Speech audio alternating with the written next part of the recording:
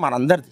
రేవంత్ రెడ్డి సార్ది కాదు, కేసీఆర్ సార్ది కాదు, బండి సంజయ్ సార్ది కాదు, కిషన్ రెడ్డి సార్ది కాదు. అప్పట్లో తెలంగాణ అప్పుడు కొట్లాడింది కానీ కాదంటే సార్ అందరు కొట్లాడి రే ముందు ఆయన ముందు ఉన్నాడు కదా సార్. ఇప్పుడు ఆయన నడిచిన ముందు ఆయన మన అందరం నడిస్తేనే వచ్చింది. మనం 10 చేతులు బట్టి సపోర్ట్లు కొడితేనే గట్టి సౌండ్ వస్తుంది. ఒక్కళ్ళు కూడా ఒక చేత కొడితే కూడా రాదు, ఒక్కళ్ళు కొడితే కూడా రాదు, తక్కువ వస్తుంది. బాగా గుర్తుపెట్టుకోవాలి. అందుకే తప్పు చేయకుండా మీరు మాట్లాడండి, మేము మాట్లాడతాం. జరుగుతున్నాయి పరిణామాలు. ఉచిత పథకాల గురించి మీరు మాట్లాడుతున్నారు, అవి వద్దని చెప్పండి. మనకి ఎందుకు రావు? మనకు ఏ ఒడ్డు కొట్టలేడు, అది ధాన్యం కొట్టలేడు అంటారు. రేపటి నుంచి సన్న బియ్యం ఇస్తా అంటున్నాడు. 100% రాంగే అంటున్నాను సార్. నేను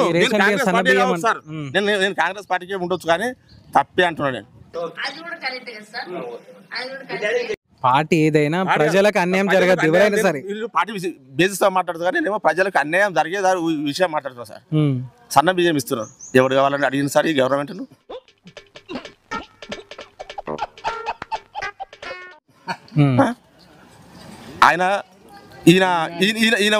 ఈయన సార్ ఆ రోజు మేనిఫెస్టోలో పెట్టినప్పుడు ఈయన రేవంత్ రెడ్డి 7,000 ఇస్తే నేను 6,000 ఇస్తాను సార్ అన్నాడు. నేను 500కే గ్యాస్ ఇస్తా అంటే కేసీఆర్ సార్ 400కి ఇస్తాడు సార్. మీకు ఇవన్నీ విషయాలు తెలుసు. 200 యూనిట్ ఇస్తా అంటే మీరు ఇంతకుముందు అడిగారు సార్. 1 రూపాయలకు 2,000 ఇస్తే వాళ్ళు 3,000 ఇస్తామంటే నేను 3,000 ఇస్తాను సార్. ఇదే కేసీఆర్ సార్. మళ్ళీ ఎంతో 1,50,000 ఇద్దామంట. ఎందుక పనికి మళ్ళీ రాహుల్ నాకు అర్థం కాదు. ఏది ఈయన అడగక ముందే 2,000 ఇచ్చినని మా వాళ్ళు చెప్పారు పెద్దలు. మేము కాదంటలేము సార్. నేను ఇచ్చే ఇంత మోసం చేసినాం. సార్ కూడా పెట్టలేడు, నేను ఇట్లా పెంచుతా పింఛన్ ఇస్తాను అనలేడు. పెంచేసిండు, చేసిండు, ప్రజలకు మంచి చేసిండు. యాక్చువల్లీ 1,000 రూపాయలు ఇవ్వమని చెప్పారు నాకు. నేను ఐ హావ్ ఇంక్రీజ్ 500 మోర్. ఇక్కడ మంచి చేసిండు నాకైతే కనిపిస్తలేదు సార్. అప్పుడు చెప్తారు ప్రజలు. ఇప్పుడు మీ ఊరు ఒకటి అదే 3-4 జాగాలో మీకు ఇప్పుడు మీ టీవీ ద్వారా నేను వస్తా సార్, మీకు లొకేషన్ చూపిస్తా, మీరు చూస్తారా అని అడుగుతున్నాను. ఒకటే ముచ్చట. ఏం చూడమంటారు?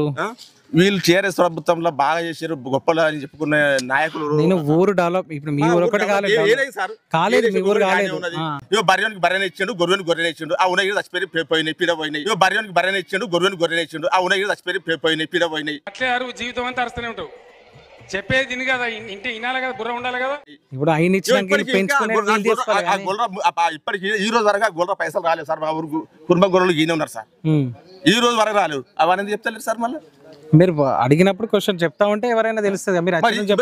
ఈ రోజు వరకు మీరు వచ్చిన మాకు ముందు ఇన్ఫర్మేషన్ అంటే మేము ఇంకా చాలా మంది ఉంటుండే సార్ ఇక్కడ. సడన్ గా వచ్చినాం, సడన్ రావాలి, ఇట్లా రావాలి. అంటే మీరు ఇంటర్వ్యూ చేస్తారు, ఇట్లా వస్తారు, మీకు ఎవరు ఏంటనేది చెప్తారు సార్. జర మీరు ఇన్ఫర్మేషన్ ఇస్తే 100 మంది ఉన్నారు సార్. అన్ని పార్టీలో 100 మంది, ఏ పార్టీ సమానమే తక్కువ చూసి ఉంటుంది సార్. కానీ నేను అన్నోడు ఎప్పుడు బాగుపడలేదు సార్. మనము అన్నోళ్ళు బాగుపడతారు సార్. అది ఒక్కటి ముందు మేము ఈ గవర్నమెంట్ కానీ ఆ గవర్నమెంట్ సూచన చేసేది ఏంటంటే ఇప్పుడు హైడ్రా చెప్తారు వీళ్ళు ఇప్పుడు ఇంత పెద్దలు మాట్లాడిన రేవంత్ రెడ్డి సార్ వచ్చి హైడ్రా గురించి ఏం మాట్లాడతారు మీరు? హైడ్రా గురించి చాలా ఇండ్లు పోయినాయి. కేసీఆర్ ను రేవంత్ రెడ్డిని నానా బూతులు తిట్టారు ప్రజలు. దానిపైన ఏమంటారు? అంత వాటిదే డబ్బా బబ్రాజమానం భజగోవిందం ఎందుకు తిట్టారు సార్? మళ్ళా ఇప్పుడు ఆ ఇంద్రమ్మ ఇండ్లేనంట ఇచ్చినాయి. ఈ ఊళ్ళో ఎవరికి ఇవ్వలేదు సార్. మరి కేసీఆర్ సార్ ఇవ్వలేడు. ఇప్పుడు రేవంత్ రెడ్డి సారు హైడ్రా నుంచి ఇండ్లు గొలగొట్టడం ఎంతవరకు న్యాయం, ఎంతవరకు తప్పు అంటారు? న్యాయం జరగలేదు సార్. మీరు చూసారు కదా సార్. ఇప్పుడు పోయినసారికి 10 ఏళ్ళు ఆయన పరిపాలనలో ఎన్ని నాళాలలో ఎంతమంది పిల్లలు పోయారు, చచ్చిపోయారు, ఎంతమంది చచ్చిపోయారు. మరి ఈ సంవత్సరం ఇంత వానలు పడగానే ఒకళ్ళు చచ్చిపోయారా సార్? నేను ఏమనుకోవద్దు దయచేసి. This will be considered as a silliest question. మీ టీవీ ద్వారా నేను ఒకటే కోరుతున్నా, నేను నా నాయకులు ఎవరైనా ఉండొచ్చు సార్. ప్రజలు మండిపడ్డారు కానీ మొన్నటిదాకా హైడ్రాప్పుడు మాకు ఆ సర్టిఫికేట్ అన్ని ఇచ్చారు కదా. తప్పు చేసినప్పుడు నేను ఇప్పుడు మా నాయకులే ఇప్పుడు మాట్లాడే నాయకులు ఈ నాయకుడే సార్. ఇప్పుడు 4 ఎకరాల పొలం దుంతుండ అని చెప్తా కదా, లేచిపోయింది కదా సార్. ఉన్నా లేదు కదా సార్. ఆయన ఆల్రెడీ గస్పడి దొంగలే సార్. నేను ఎవరు విమర్శిస్తలేదు. అంటే ప్రజలు ఏమైందంటే మొన్న నోటీసులు ఇచ్చి వాళ్ళు సామాన్ చదువుకునే టైం దాకా ఇల్లు గొలగొట్టేసిండు. వాళ్ళు ఎంత బాధపడ్డారో. ఒక ఇల్లు కట్టడానికి పర్మిషన్ ఇచ్చిండు. వాళ్ళు ఏమన్నారు చెప్పండి, మాకు అన్ని పర్మిషన్స్ ఉన్నాయి. సంతోషమే సార్, మేము కాదంటలేము. నోటీస్ ఇచ్చారు. ఇప్పుడు నోటీస్ ఇచ్చాక ఊలగొడుతారు కదా సార్. మరి ఇప్పుడు ఇప్పుడైతే మళ్ళీ ఫస్ట్ స్టార్టింగ్ లో చేసారు కదా, తప్పే అంటారు కదా. మరి నువ్వు రోడ్డు అడ్డం కట్టవచ్చు, అంటే నేను అడిగేటప్పుడు ఎవరు లేడు. మరి మొన్న మా ఊళ్ళో ఇక్కడ మొత్తం తీసేసాం సార్. మరి పర్మిషన్ ఇస్తేనే కదా కట్టుకుంటారు. మేము మొన్న ఇప్పుడు రోడ్డు ఉన్నది కదా సార్, ఎన్ని ఇంట్లో పోయినా మేము చూపిస్తాం పండి. ఇప్పుడే ప్రజలు చూపిస్తాం పండి సార్. మా ఊరు విషయమే. మీ ఊర్లో కూడా రీసెంట్ గా మేము దగ్గర చూపించాం సార్. మేము దగ్గర చూపించాం. అదే ఇంతకుముందు పెద్దలు వాళ్ళు కూడా పాల్గొన్నారు సార్. వాళ్ళ ఊరు అన్నప్పుడు వాళ్ళు కూడా పాల్గొన్నారు. వాళ్ళు కూడా తప్పనలేము మేము. 100% నిజమే చేసారు. ఊరు విషయాల్లో మాట్లాడతాం 100% చెప్తున్నాం. 100%. మరి ఊరికి ఒక న్యాయం ఉంటుంది, పక్కకు ఒక న్యాయం ఉంటుందా సార్? అంటే రాష్ట్రానికి ఒక న్యాయం, దేశానికి ఒక న్యాయం. అంటే రాష్ట్రాలు అంటే విభజించి పాలిస్తారా లేకపోతే పాలించి విభజిస్తారా? నాకు తెలియదు రావా ఎన్ని ఇష్టమో. అదే ప్రజలు అప్పుడు బాగా సీరియస్ గా కోపపడ్డారు.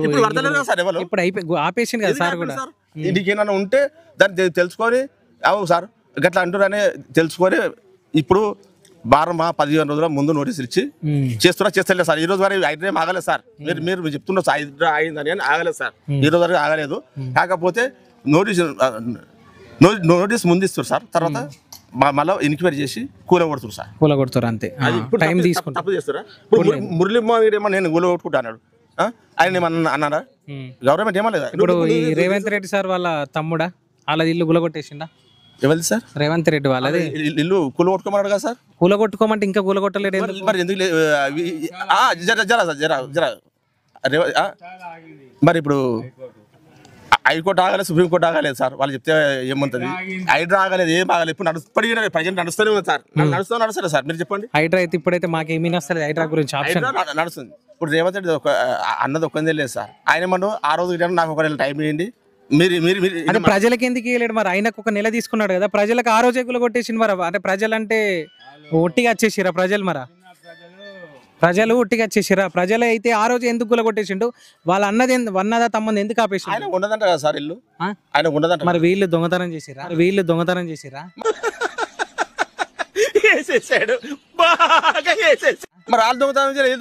వీళ్ళు ప్రజలు దొంగతనం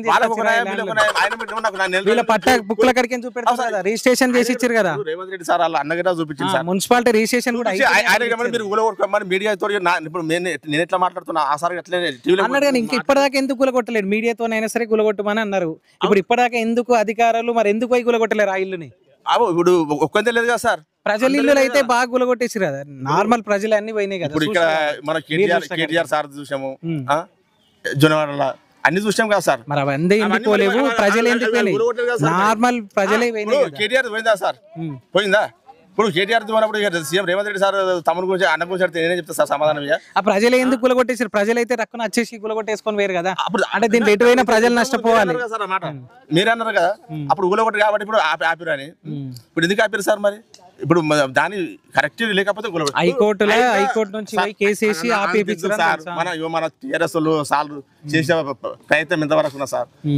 హైడ్రా రంగనా సార్దే నీళ్లు ఎప్టల్ జోరికింది అని చెప్పారు. మరి ఉంటే గొడవ కొట్టుకోమని ఆయన చెప్పలేదా సార్?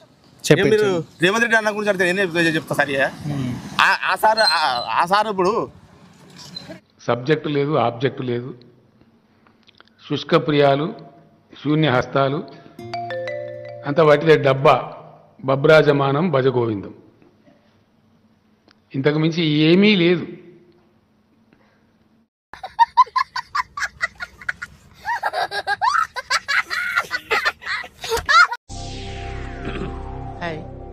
నా పెర్ఫార్మెన్స్ మీకు నచ్చినట్టయితే స్మాల్ బాస్ అని స్పేస్ ఇచ్చి పద్మశ్రీ PADMASRI అని టైప్ చేసి 5555 SMS చేయండి. Please work for me. Thank you.